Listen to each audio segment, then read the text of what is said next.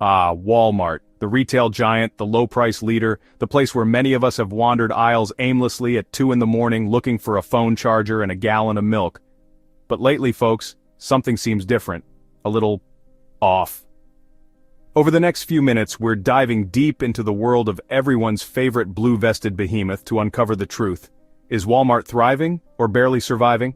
We'll be looking at 15 alarming signs that suggest all might not be well in the House of Rollback. So buckle up, grab your oversized shopping cart, metaphorically of course, and let's go full-on investigative journalist on this retail mystery. Remember the good old days when the biggest inconvenience at Walmart was trying to navigate around the person testing out the massage chairs? Well, those days might be long gone, my friends. Shelves are bare, essential items are missing, and the only thing emptier than the paper towel aisle is the look in the eyes of the overworked employees. Reports of stock shortages and supply chain issues are plaguing Walmarts across the country. So, what's going on? Is this just a temporary blip, or is it a sign of deeper problems within the retail giant? Let's talk about the backbone of any retail operation, the employees, those brave souls who navigate a sea of shopping carts and answer questions about where to find the mayonnaise. It's in aisle 5, by the way, next to the pickles, always. But lately it seems like Walmart's workforce is stretched thinner than a pack of discount toilet paper. Long checkout lines, unanswered customer service calls, and a general sense of chaos in the aisles point to one thing. Walmart is facing a staffing crisis.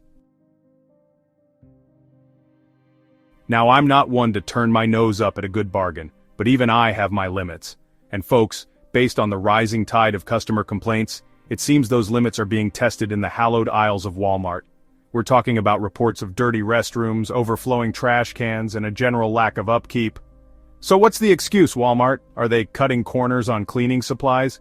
Or is this just another unfortunate side effect of their staffing woes? Chapter 4. Small Towns, Big Closures. Walmart's Retreat from Rural America. For decades, Walmart has been a fixture in small towns across America, the go-to destination for everything from groceries to gardening supplies. But lately a disturbing trend has emerged. Walmart is closing stores in smaller communities, leaving residents with fewer options and a whole lot of questions.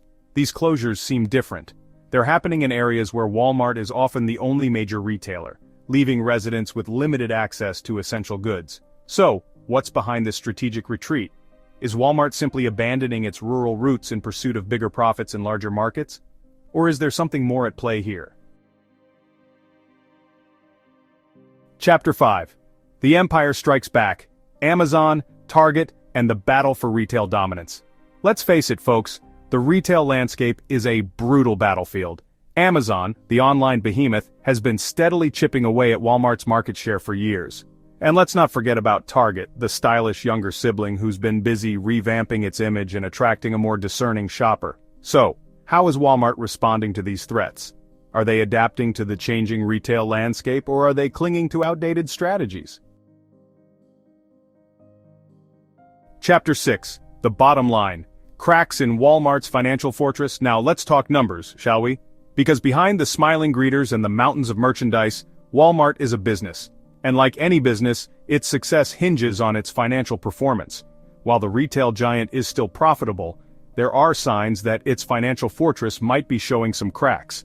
We're talking about shrinking profit margins, declining sales growth, and increased expenses. So, what's going on? Are these just temporary setbacks, or are they indicative of deeper structural problems within Walmart's business model? Chapter 7. Shoplifting and Shrinkage. The hidden costs of doing business at Walmart. Picture this. You're strolling through the aisles of your local Walmart, browsing the latest discounted DVDs, when suddenly, you witness a brazen act of shoplifting.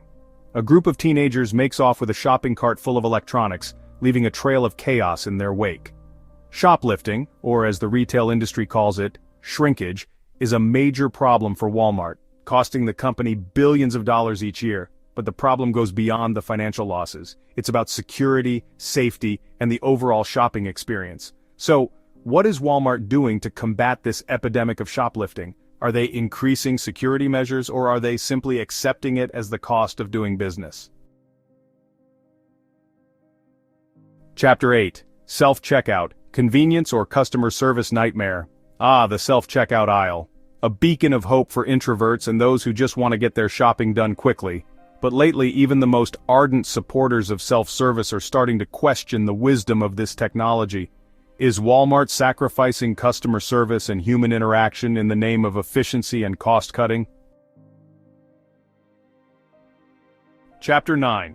The Great Value Dilemma. Is Walmart sacrificing quality for low prices? Let's be honest, folks, we all love a good bargain. But at what cost? Because lately there's been a growing concern that Walmart's relentless pursuit of low prices has come at the expense of something equally important: quality. So, what's the deal? Is Walmart cutting corners to maintain its low prices? Or are these just isolated incidents blown out of proportion by a few disgruntled shoppers?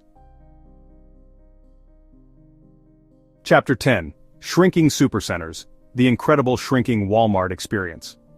Remember the first time you walked into a Walmart supercenter?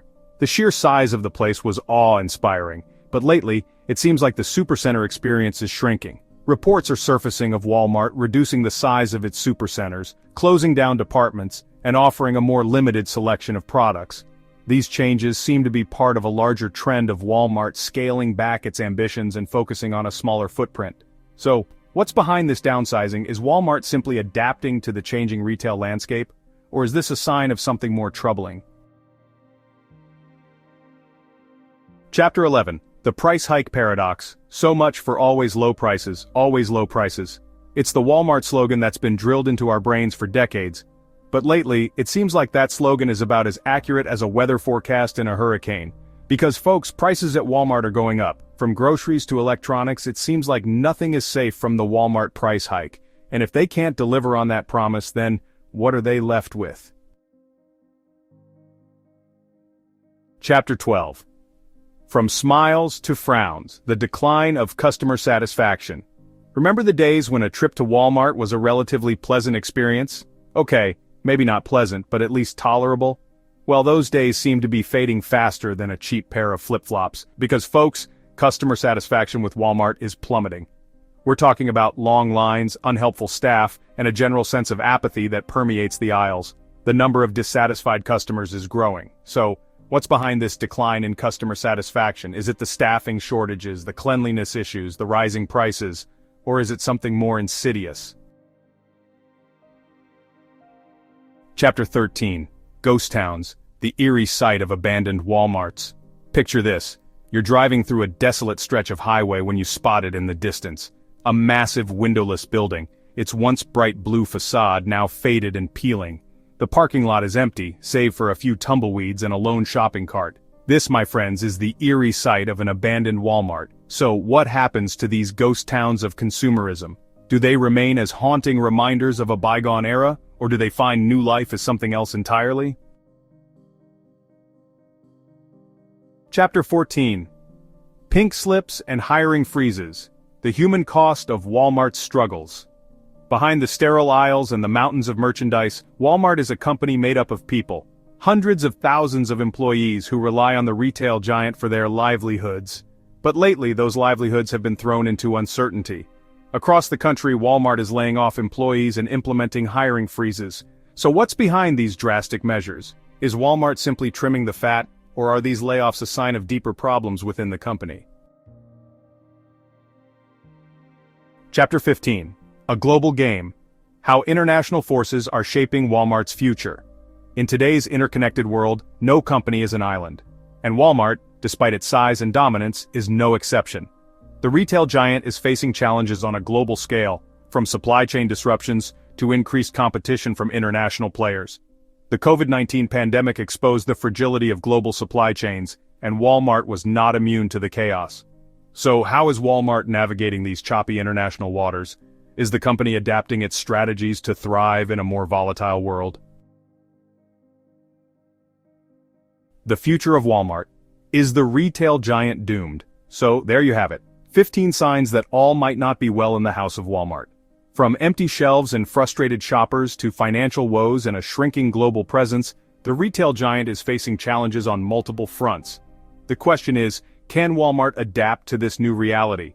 Can they address the concerns of their customers, their employees, and their investors? Or will they become another cautionary tale of a once mighty giant brought low by its own hubris? Have you noticed these changes at your local Walmart? Share your thoughts below, and don't forget to like, comment, and subscribe for more deep dives into the world of business and finance.